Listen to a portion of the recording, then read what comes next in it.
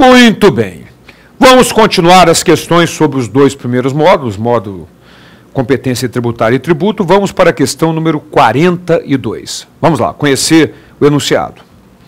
Segundo decorre da Constituição, especialmente depois da emenda constitucional número 32, especialmente de acordo com essa emenda constitucional, podem ser objeto de medida provisória.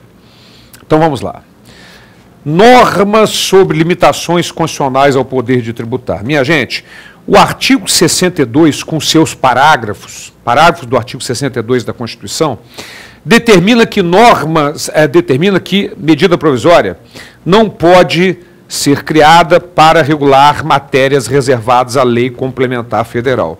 E nós sabemos que normas sobre limitações constitucionais ao poder de tributar é matéria reservada à lei complementar federal, de acordo com o artigo 146, inciso 2º da Constituição. Então, não pode ser objeto de medida provisória, letra A. B, matéria tributária disciplinada em projeto de lei aprovado pelo Congresso Nacional e pendente de sanção ou veto do presidente da República, também os parágrafos do artigo 62 proíbe.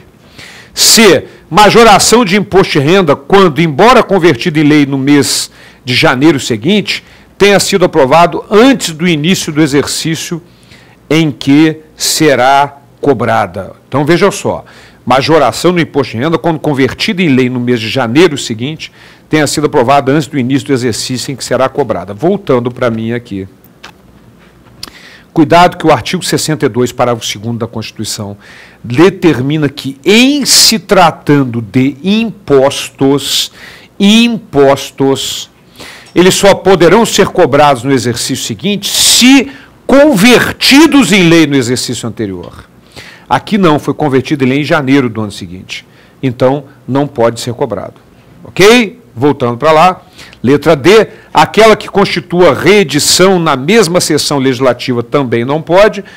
E, na letra E, matéria tributária não sujeita a restrição em razão do processo legislativo. Corretíssimo, essa é a nossa letra E a ser considerada, baseada no artigo 62 e parágrafos da nossa Constituição Federal.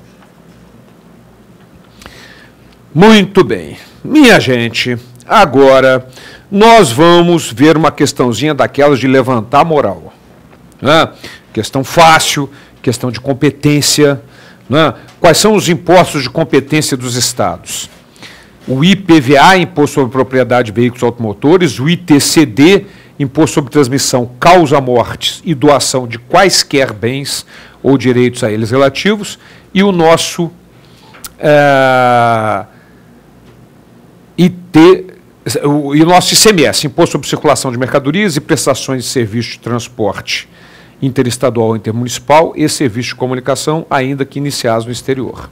O nosso ICMS. Então, 3 impostos: ICMS, ITCD e IPVA.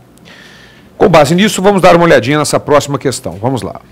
Questão 43. Compete aos estados instituir imposto sobre, primeiro, a transmissão de bens imóveis a título oneroso por ato entre vivos. Ora, voltando para mim, minha gente, esse é o ITBI, que na atual Constituição é de competência dos municípios, de acordo com o artigo 156, inciso 2º da Constituição Federal. São 3 impostos municipais: o IPTU, o ITBI e o ISS.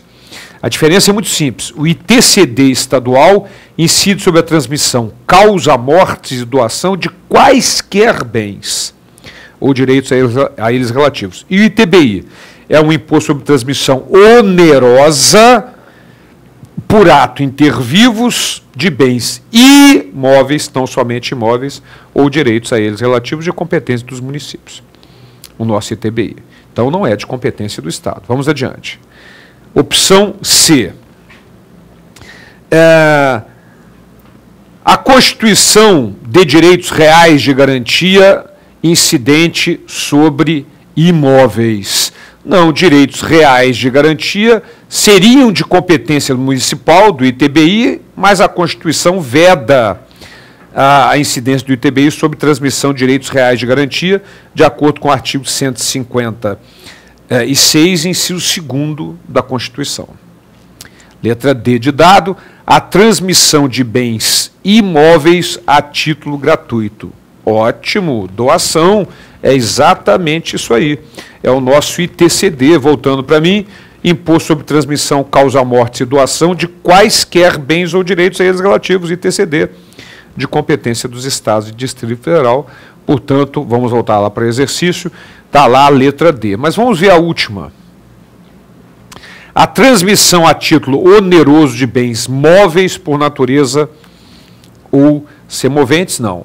O caso a competência do Estado e do DF é só para transmissão causa-mortes e doação de quaisquer bens ou direitos, e não transmissões onerosas.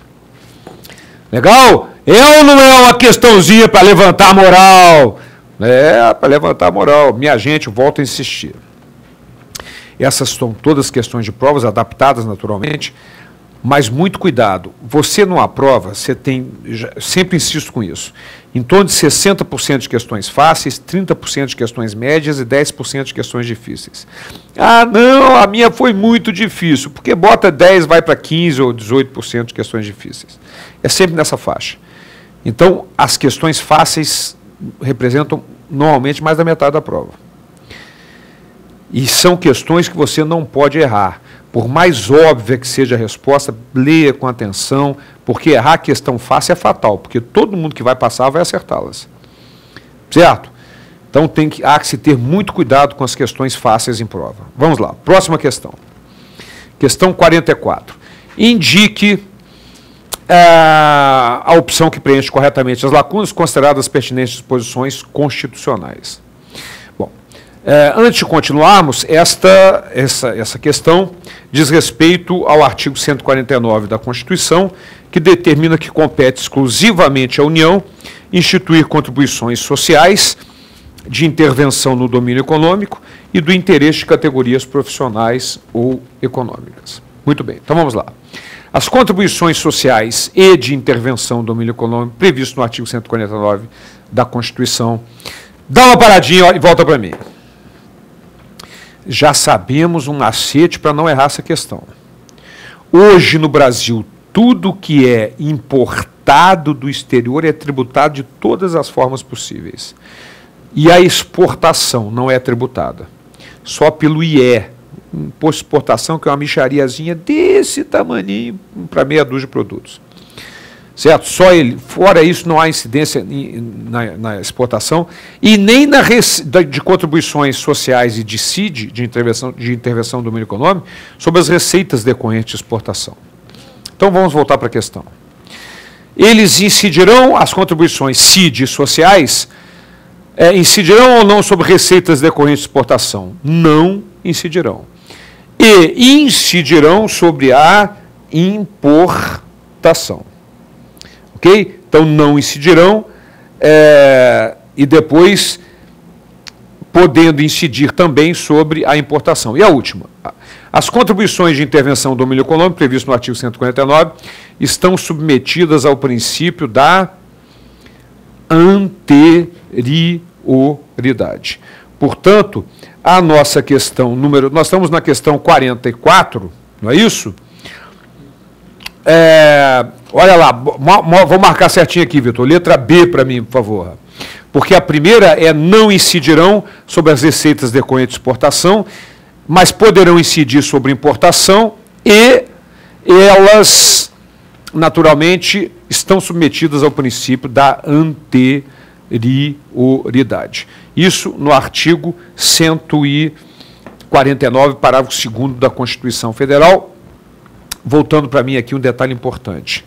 As contribuições para fiscais, sociais, de intervenção no domínio econômico, de interesse de categorias profissionais ou econômicas, respeitam o princípio da anterioridade normalmente. Só tem duas exceções. Aquelas sociais para a Seguridade Social, citadas no artigo 195, ou seja, cobradas das empresas, do empregador e entidades a ela equiparadas, dos trabalhadores e demais segurados, sobre a importação e sobre a receita do concurso de prognóstico. Então, estas contribuições, elas não obedecem à anterioridade, porque podem ser cobrados 90 dias após a publicação da lei, não precisa esperar o exercício seguinte. É a chamada anterioridade mitigada, nonagesimal ou nonagentídio, do artigo 195, parágrafo 6º da Constituição. Mas tem mais uma exceção, que é a CID, Contribuição de Intervenção do Domínio Econômico sobre Combustíveis. O artigo 177, parágrafo 4º da Constituição, determina que essa CID ela pode ser reduzida e restabelecida sem necessidade de lei e sem obediência ao princípio da anterioridade. Ok? Voltando para a questão. Então, nós já marcamos letra B de bola como resposta. Maravilha. Vamos para a próxima lá. Questão número 45. Indique a opção que preenche corretamente as lacunas consideradas as pertinentes disposições do Código Tributário Nacional. Então, vamos lá. Para efeito de faturador e cobrança de taxa, considera-se regular o exercício do poder de polícia quando desempenhado pelo órgão competente. Essa é lógico. Né? Todo poder de polícia tem que ser desempenhado pelo órgão competente. Muito bem, pela autoridade ou órgão competente. Maravilha. Depois, nos limites da lei aplicável, com observância do processo legal, lógico, né? Observância do processo legal, ou seja, o tributo tem que ser instituído por lei, tem que respeitar todo o processo legal, e tratando-se de atividade que a lei tenha como discricionária, sem abuso ou desvio de poder. Né? Este, na verdade, o gabarito passa a ser letra B de bola, portanto, da nossa questão 45. Isso está no artigo 78 e parágrafo único, letra B, deixa eu ver, pelo poder público, pelo órgão competente, letra E. Muito obrigado, Vitor aqui me deu uma corrigida, tá certo? Letra E, pelo órgão competente dentro do processo legal e tratando de atividade que tenha como discricionária sem abuso de poder. Isso é o que está no artigo 78 e parágrafo único do CTN. Mas volta a imagem para mim que eu quero chamar a atenção para um detalhe. Muito cuidado, para não confundir. O tributo é cobrado por atividade administrativa plenamente vinculada. Tributo é cobrado por atividade administrativa plenamente vinculada, artigo 3º do Código Tributário Nacional. Agora, o exercício do poder de polícia é que pode ser discricionário. Vou dar um exemplo bem típico. O contribuinte do ICMS é aquele que tem ou habitualidade ou volume que caracteriza o intuito comercial, exceto em alguns casos, mas a regra é essa. Ora, então vamos imaginar que você, como fiscal, faz um concurso para o ICMS do Rio de Janeiro e vai trabalhar comigo lá no Principado de Campos dos Goytacazes. Estamos fazendo uma blitz, passa um caminhão, o cara com 2 calças jeans no banco de trás. Você vai parar, não tem nota fiscal, ele vai dizer, não, eu comprei numa loja lá, não tem nota, é para meu uso mesmo. Então, ótimo, você não vai autuá-lo por estar transportando 2 calças jeans. Mas se você parar um outro carro que estiver com 427 calças jeans, aí já é volume que caracteriza intuito comercial, e se tiver sem nota fiscal, vai ser cobrado sim o imposto. O problema é o limite. O que é volume que caracteriza intuito comercial e o que não é. Isso vai depender da sua discricionariedade, da sua análise do mérito, da situação, das circunstâncias. Agora, uma vez que você determinou que aquilo é volume que caracteriza intuito comercial e lança, através do auto-infração, o ICMS e a multa, a cobrança é ato plenamente vinculado. Então, o exercício do poder de polícia leva a uma certa discricionariedade. Mas a cobrança do tributo é ato plenamente vinculado de acordo com o artigo 3º do Código Tributário Nacional. Ok? O lançamento também é um ato vinculado, né, de acordo com o artigo 142, parágrafo único do CTN. Legal? Então encerramos aqui. Na próxima aula, continuamos com os exercícios. Até lá, moçada!